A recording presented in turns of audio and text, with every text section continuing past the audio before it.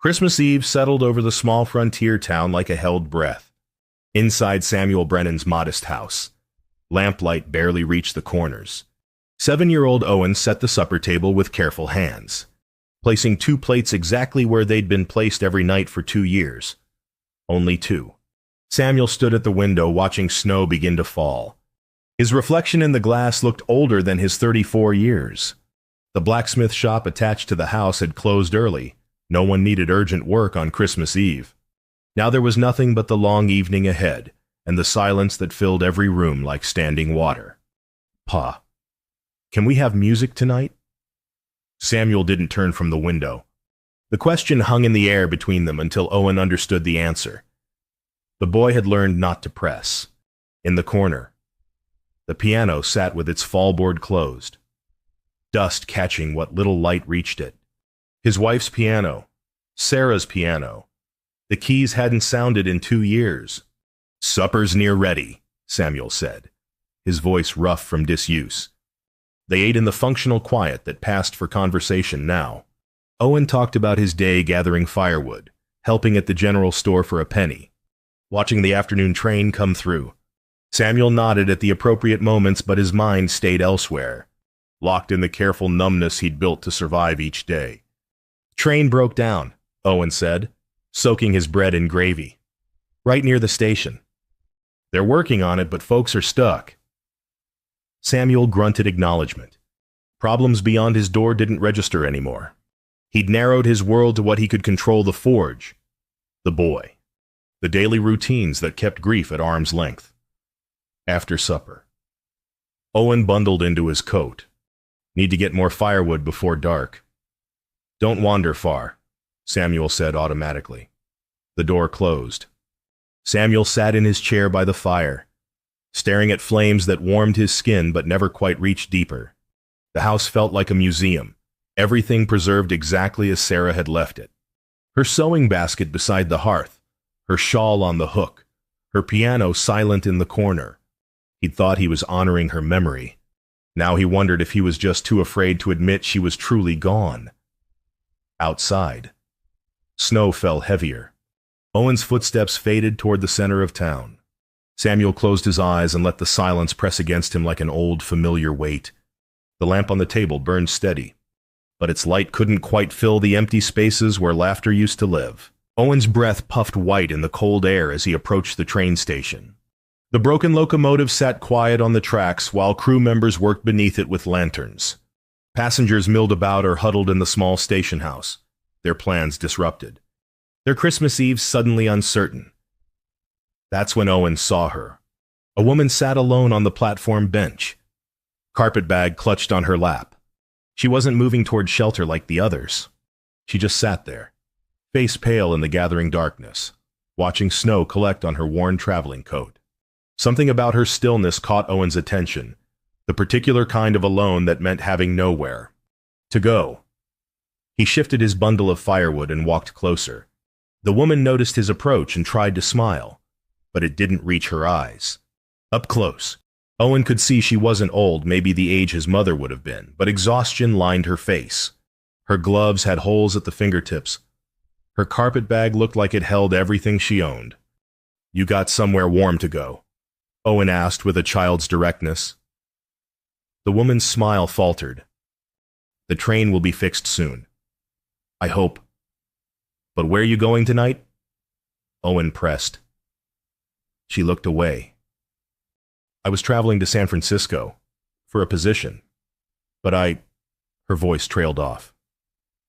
She didn't finish the sentence, but Owen understood. No money, no backup plan, no family waiting. Around them, other passengers found shelter with local families or crowded into the boarding house. This lady had no one offering. Owen frowned, thinking of his own warm house, the extra room that used to be for guests when Ma was alive. "Pa won't mind," Owen said suddenly, decided. "We got extra room, and it's Christmas Eve." "Oh, I couldn't possibly, and it ain't proper to let folks freeze on Christmas," Owen said, echoing something his mother used to say. "Ma always said there's enough for one more at any table." The woman's eyes glistened. "Your mother sounds like she was a kind woman," She was. Owen adjusted his firewood bundle. She ain't here no more, but Pa still keeps the house warm.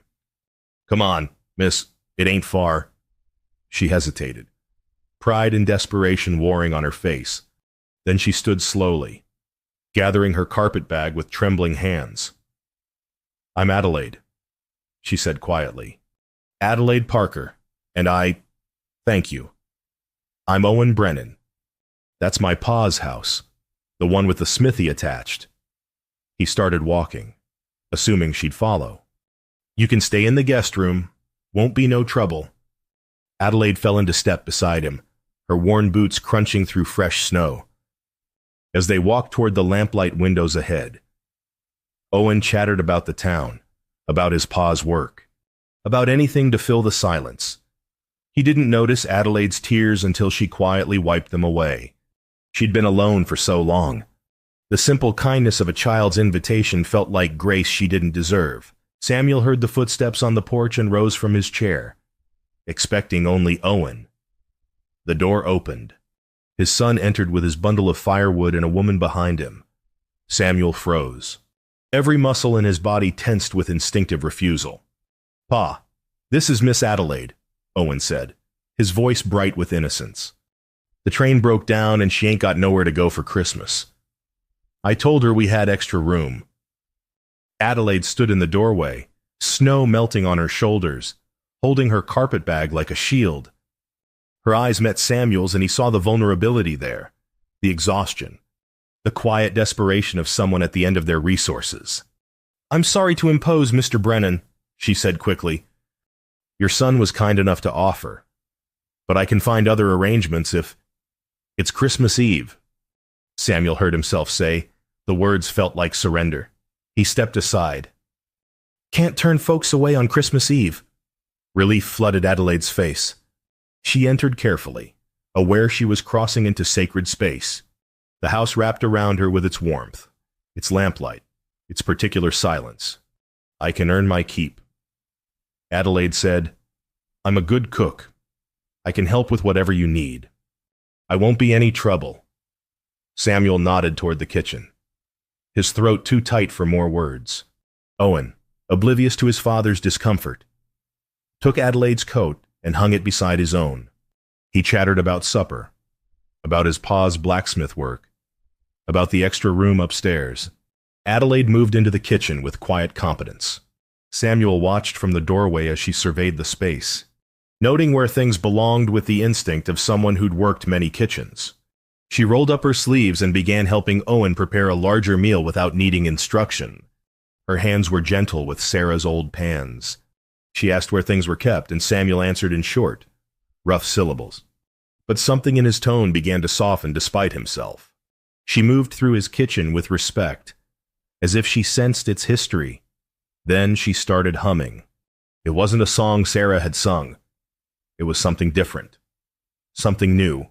But it was the first music this house had heard in 2 years, and Samuel felt something crack inside his chest. Owen set the table for 3. The extra plate looked strange, almost wrong. But when Adelaide carried the food to the table and smiled at his son's eager help, Samuel couldn't find the words to send her away. They sat down together. Owen said grace with more enthusiasm than usual. Adelaide bowed her head respectfully. When Samuel looked up, lamplight caught her face and he saw something there. He recognized the particular weariness of someone who'd been alone too long, just like him. Supper proved warmer than Samuel had expected. Adelaide asked Owen about his day, and the boy responded with the kind of animated detail he usually kept to himself. She listened with genuine interest, laughing at his descriptions of the crotchety storekeeper, nodding sympathetically about the frozen pump. Your pa teaches you wood carving? Adelaide asked, noticing the small horse Owen pulled from his pocket. Yes, ma'am. He makes them for me when he ain't too busy at the forge. Adelaide glanced at Samuel. That's fine work. Samuel grunted acknowledgement, uncomfortable with the praise. He focused on his plate, but he was listening more than he wanted to admit. Adelaide had a way of telling small stories, nothing intrusive, just observations from her travels that made Owen smile. She talked about a town where all the dogs seemed to be named Duke. about a train conductor who sang opera, about a sunset over the plains that turned the whole sky purple. She didn't ask personal questions. She didn't pry. She just offered pieces of herself carefully, like gifts Owen could accept or ignore. Samuel found himself responding to her question about the blacksmith trade with more detail than necessary. He explained about the different kinds of iron, about temperature and timing, about the satisfaction of making something that would last. Adelaide listened with the same attention she'd given Owen. The meal stretched longer than usual. When they finished, Owen helped clear plates without being asked, showing off for their guest. Samuel realized. "I got some work in the shop," Samuel said abruptly. Standing, he needed space, needed to think without Adelaide's quiet presence confusing him. "Owen, show Miss Parker the guest room." "Yes, sir." Owen bounced up. "Come on. Miss Adelaide, it's upstairs. Ma used to keep flowers in there, but they're gone now." Samuel escaped to his workshop, lighting a lantern and standing among his tools. But he couldn't focus on work. His mind kept returning to the kitchen, to the sound of Adelaide's laughter mixing with Owen's, to the way the house felt less empty with 3 people in it. An hour later, he returned to find them still at the table. Adelaide was teaching Owen a card game, their heads bent together in concentration. Owen was giggling at something she'd said. The domestic scene hit Samuel like a physical blow. It looked too much like before a woman at his table, his son happy and engaged, lamplight making everything warm. But it was entirely different too. This wasn't Sarah. This was a stranger. Adelaide sensed his discomfort immediately. She stood. "I think it's time for you to get ready for bed. Owen." "Ah, just one more hand." "Mind Miss Parker," Samuel said, his voice rougher than intended. Owen hugged Adelaide goodnight with the easy affection of a child who'd already decided she was safe. She returned the embrace gently, then watched him climb the stairs. When Samuel met her eyes, he saw understanding there. She knew she'd disrupted his careful grief. She knew he was already regretting his kindness. Neither of them spoke. The silence pressed between them, heavy with things unsaid, after Owen's breathing settled into sleep upstairs. Adelaide moved quietly through the parlor. Her eyes kept returning to the piano in the corner. She approached it slowly, reverently, running her fingers along the dusty wood. "May I?" she asked, glancing at Samuel. He sat rigid in his chair by the fire. Every instinct screamed to refuse. That piano was Sarah's. No one else should touch it. But something in Adelaide's careful respect stopped his refusal. He nodded once, sharply. Adelaide lifted the fallboard. The keys gleamed dull in the lamplight. She touched them gently, testing their voice, then began to play. The music filled the house like water into empty wells. Not Sarah's songs. Adelaide played something different, something gentle and melancholy and new. Samuel's whole body tensed against the flood of memory. He gripped the chair arms, fighting the urge to demand she stop. But gradually, painfully, he realized something. This didn't erase Sarah. It was simply different. The notes weren't replacing his wife's music, they were proof that music could exist again. When Adelaide finished, silence held them both. She lowered her hands slowly. "Your wife played," Adelaide said softly. It wasn't a question. "Every evening," Samuel's voice cracked. "I couldn't, after." Adelaide nodded, understanding. She stood and moved to the other chair by the fire, sitting carefully. "I had a brother who played violin. Died of fever 3 years ago. For a long time. I couldn't listen to any music without feeling like I was breaking inside." Samuel looked at her, really looked at her. For the first time. "What changed? I realized silence was breaking me slower." Adelaide stared into the flames. "At least music reminds you that you're alive. Silence just sits there." They fell quiet. The fire crackled outside. Snow continued falling, muffling the world. "Where were you heading?" Samuel asked finally. San Francisco, you said. A companion position. Wealthy family needing someone to help with their elderly mother. Adelaide's smile was bitter. I've had 7 positions in 3 years. I'm good at being temporary. Why temporary? She shrugged. Family died of cholera when I was 19. Mother, father, 2 brothers. I was visiting an aunt in Denver. So I survived. Came back to nothing. No home. No inheritance. Just debts and empty rooms. She paused. I've been drifting ever since. Different towns, different positions, different rooms that were never quite mine. That's a hard road, Samuel said quietly. Is it harder than yours? Adelaide met his eyes. Owen mentioned your wife. I'm sorry. Samuel's jaw tightened. Fever took her 2 winters ago. Owen was only 5. He stopped talking for months afterward. He swallowed hard. I didn't know how to be both mother and father. Still don't. I just keep the house like she left it. Cook the meals. Do the work. Try not to think too much. You're doing better than you think, Adelaide said, gesturing toward the stairs where Owen slept. He's a good boy. Happy. Even with the grief. Kind enough to invite strangers home. That's your doing. Something cracked open inside Samuel's chest. He'd spent 2 years believing he was failing, that keeping Owen alive and fed was barely enough. Hearing that, maybe. Possibly. He was doing something right. It hurt and healed at the same time. It's been silent here for 2 years, Samuel admitted, the words torn from somewhere deep. Adelaide's eyes glistened. It's been silent everywhere for me. They sat together in the firelight. 2 people wounded by loss, recognizing each other across the distance. Neither reached out. Neither had to. Understanding passed between them like shared breath. Christmas morning broke bright and cold. Owen woke early, bounding down the stairs with boyish energy. He stopped short in the parlor, staring at his stocking hanging by the fireplace. It was full. Miss Adelaide, he breathed, turning to find her emerging from the kitchen with coffee. You filled my stocking, Adelaide smiled. Christmas morning should have a little magic. Owen dove into the small treasures: a peppermint stick, a carved whistle, a few coins, a small book about horses. Adelaide had emptied her own meager possessions to create this moment. But Owen's joy made every sacrifice worth it. Samuel came downstairs to find them examining the stocking's contents together. His son's happiness lit the room brighter than lamplight.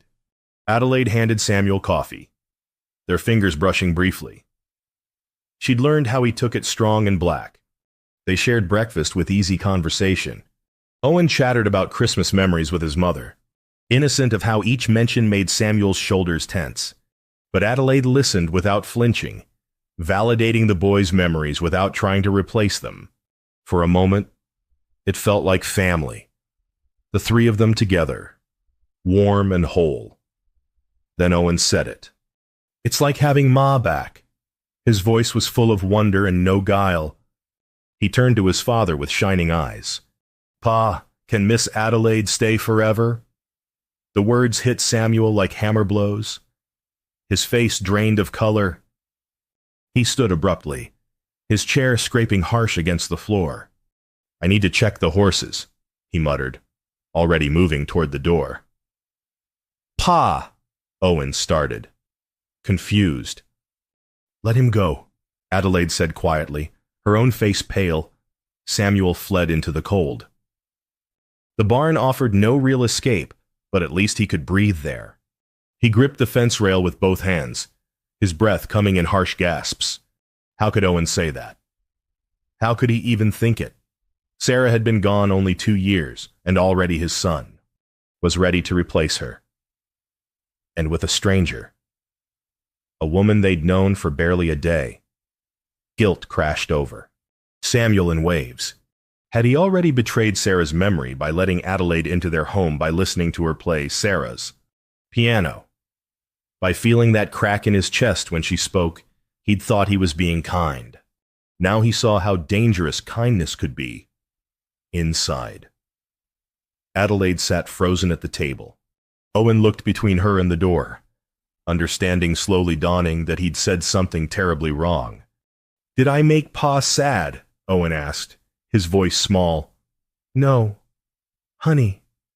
Adelaide touched his hand gently. "You just..." Reminded him how much he misses your mother. "But I miss Ma too. I miss her every day." Owen's eyes filled with tears.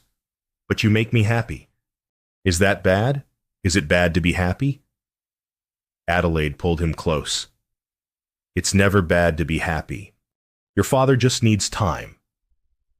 But even as she comforted Owen, Adelaide's mind raced ahead to departure. She'd let herself imagine this could be home. She'd been foolish. She was always foolish. She should have stayed at the station, found some other solution. Any other solution. She'd learned this lesson before. Don't get comfortable. Don't put down roots. Don't imagine you belong. Temporary was all she got. Temporary was all she deserved. Outside, Owen found his father leaning against the barn. The boy stood beside him silently for a long moment. "Did I say something wrong?" "Pa..." Samuel pulled him close, burying his face in his son's hair. "No. Owen, I miss your ma." "Me too," Owen whispered. "Every day." They stood together in the cold. Finally, Owen spoke again, his voice tentative. "But I think Ma would like Miss Adelaide. She makes you smile like you used to." Samuel couldn't answer. His throat was too tight. Because Owen was right, and that truth terrified him more than anything. The day passed slowly. Tension stretched thin between careful politeness. Samuel worked in his shop, avoiding the house. Adelaide helped Owen with small tasks, but her carpetbag sat packed by the door. A statement, an expectation. Evening settled heavy.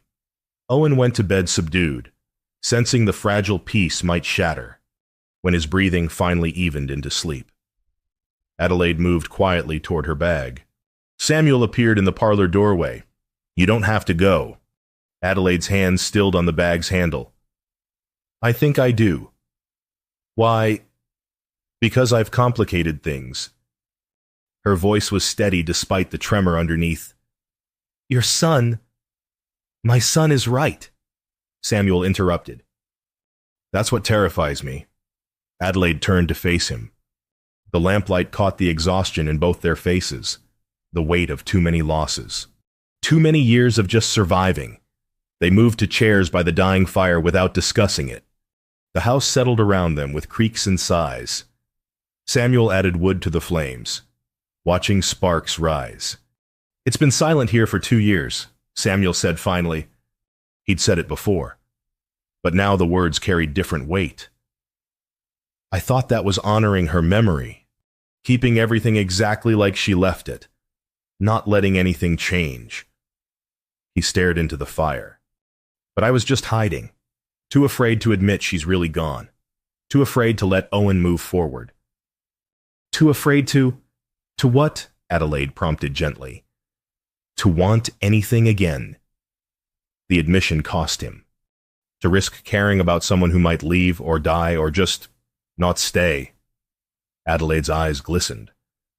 "It's been silent everywhere for me," she said, echoing their earlier conversation. "Every town, every position, every room I've rented, I've spent 3 years being temporary. Never staying long enough to matter. Never letting anyone get close enough to see how empty I am inside." She wrapped her arms around herself. "I've been so lonely. Samuel. Not the kind of lonely that means being alone. The kind that means you're always alone even when you're surrounded by people." Samuel looked at her and saw his own grief reflected back. 2 people hollowed by loss. 2 people who'd learned to survive but forgotten how to live. "I'm not trying to replace her," Adelaide said firmly. I wouldn't. Sarah was your wife, Owen's mother. She'll always be part of this house, this family. She struggled for words. I'm just tired of being nowhere. Tired of temporary.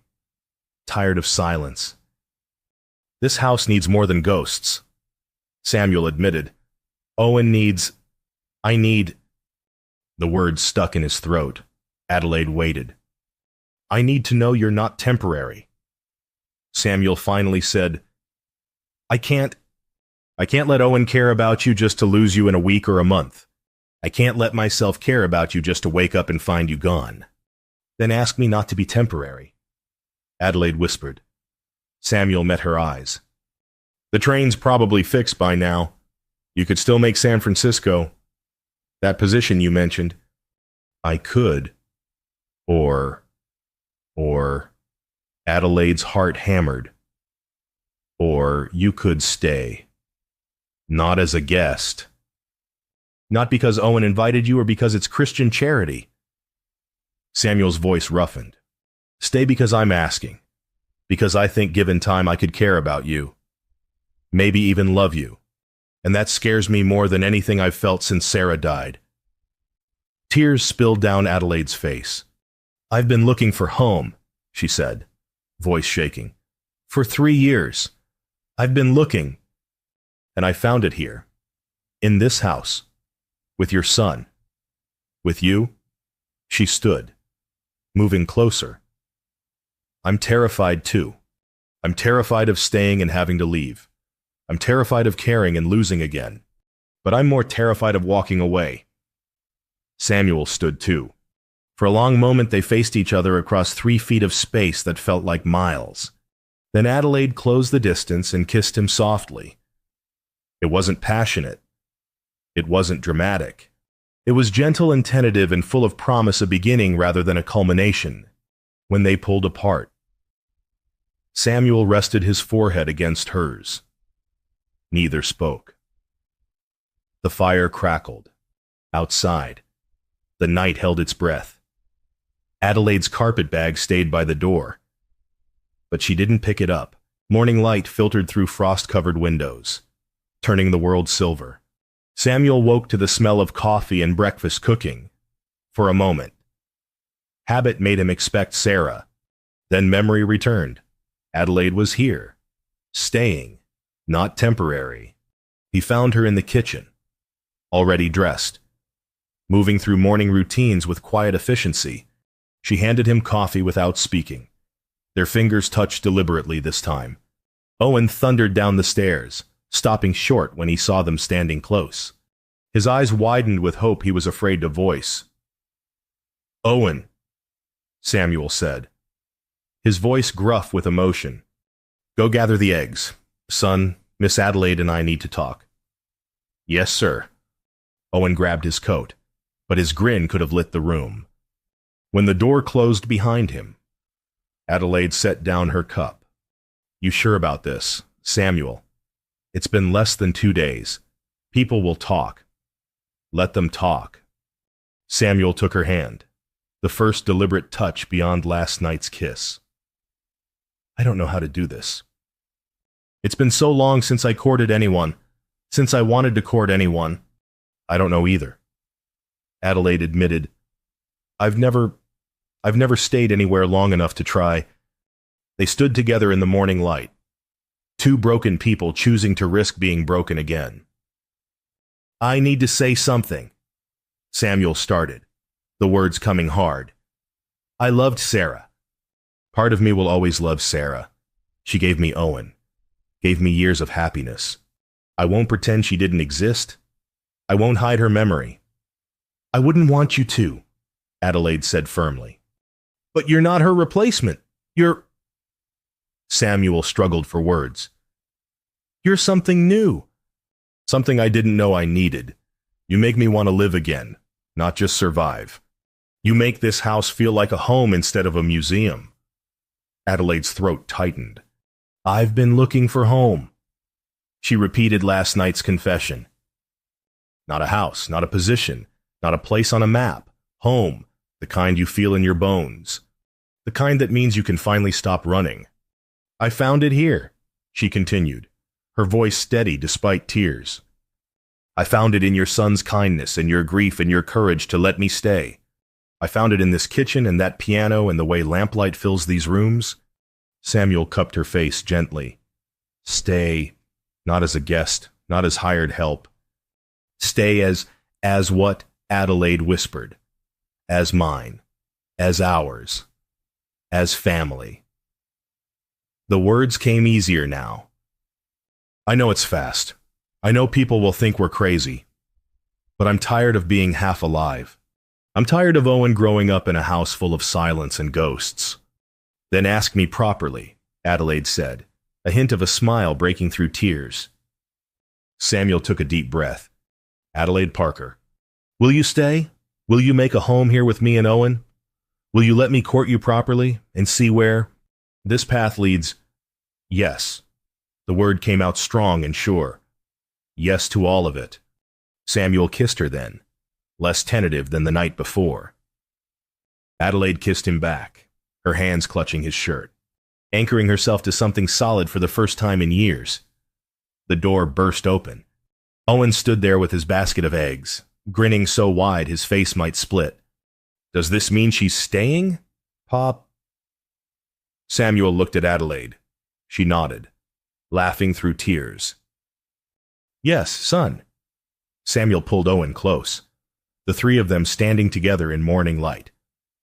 She's staying. Owen whooped with joy. The eggs nearly went flying. Adelaide caught the basket, laughing. And Owen hugged her with all his 7-year-old strength. Can I call you Ma? Owen asked. Suddenly shy, Adelaide knelt to his level. How about we start with Adelaide or Addie, if you like. Your Ma will always be your Ma, but maybe someday if you want. We can figure out something that feels right for all of us. Owen nodded seriously, then grinned again. Addie, I like that. Samuel watched his son and this woman who'd appeared in their lives barely 2 days ago, and felt something that had been frozen for 2 years finally begin to thaw. The house didn't feel silent anymore. Days passed into a new rhythm.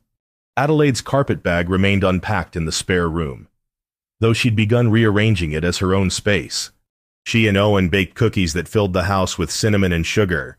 She helped at the forge when Samuel needed an extra hand. She played the piano every evening, sometimes old songs, sometimes new, sometimes teaching Owen simple melodies. Samuel watched it all with quiet wonder. He'd forgotten what it felt like to want to come home after work. He'd forgotten how laughter could fill empty spaces. He'd forgotten that grief didn't have to mean the end of joy. The train had been repaired 2 days after Christmas.